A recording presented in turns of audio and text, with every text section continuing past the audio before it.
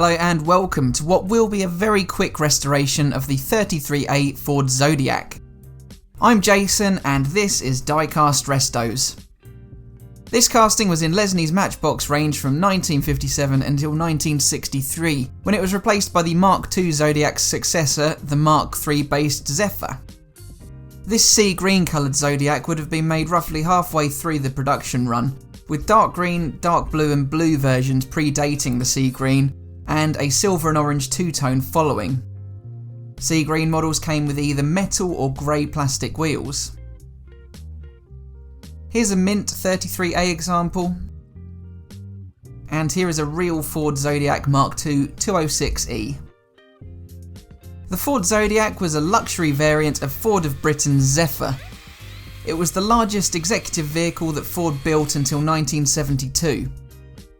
Initially, 4-cylinder versions were called the Consul, but in 1962, both 4 and 6-cylinder versions were named Zephyr.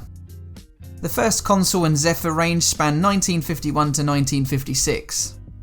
It was available as a 4-door saloon, but 5-door estate or 2-door convertible conversions were possible. The luxury Zodiac model was not produced as a convertible at this stage. Saloons were built in Dagenham and also in Cork, Ireland and Lower Hutt, New Zealand. The conversions to estate or convertible were completed by the coach builder Car Bodies. The upmarket Zodiac was introduced in 1954 and came with two-tone paintwork, a heater, leather trim, windscreen washers and white wall tyres. From now until 1972, the Zodiac would run parallel to the Zephyr as the vehicle's luxury offering.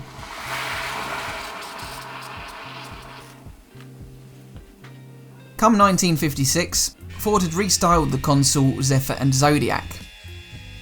The Mark II, also known by its model number 206E, was offered in highline or lowline body styles, each with differing roof heights. Each were now built in Australia in addition to New Zealand at Ford's Geelong factory. Here they built a station wagon and ute version of the Mark II. With the Zodiac, Ford opted to give it a more elaborate tail detailing to help distinguish it from the other models. It had an altered grille but kept the two-tone paint and white wall tyres from the Mark I. As well as the estate version, a convertible conversion was now available too.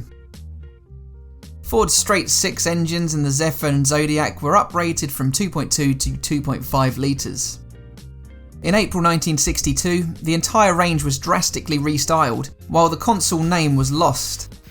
Instead, the Zephyr 4 and Zephyr 6 badges were attached to the 4 and 6-cylinder units respectively, alongside the Mark III Zodiac. Each had a slightly differing appearance to differentiate the models. The 6 had a full-width grille that incorporated the headlights to its design, while the Zodiac had 2 sets of 2 round headlights. The model number 213E car, or 214E for left-hand drive, was produced for the Matchbox range as the 33B Ford Zephyr 6, which I restored long ago back in April 2019, in the same colour as this. The Mark IV Zephyr and Zodiac launched in 1966 and ran until 1972. Lesney did produce a version of this car at 53C, which I shall restore in the near future, so I shan't delve into its details too much. Later on in 1957, after the release of this casting, Lesney released the 39A Zodiac Convertible. Essentially, it was the same car with the roof lopped off, and a driver and interior added. They did make the mistake though of leaving the rear door lines cast in. The real convertibles were 2-door only, but more on that when I restore the 39A. Now it's the finishing touches being applied to this restoration, which, truth be told, I had forgotten to add earlier, so let's remind ourselves of how this Zodiac looked. I had a plastic wheeled version of the sea green 33A Zodiac in my possession. It was missing a lot of its paint.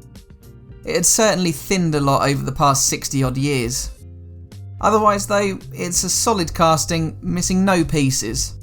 Not that it had many to lose in the first place.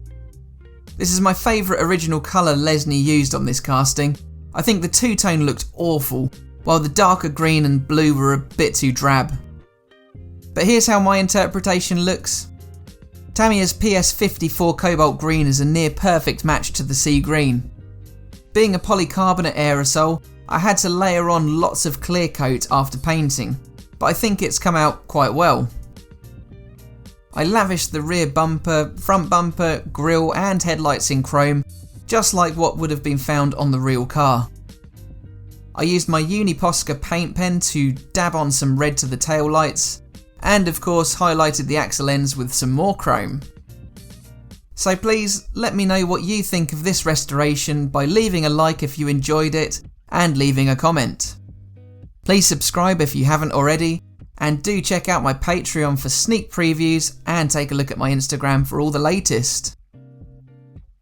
So that just leaves me to say thanks very much for watching, and I'll see you again for the next one. Bye for now.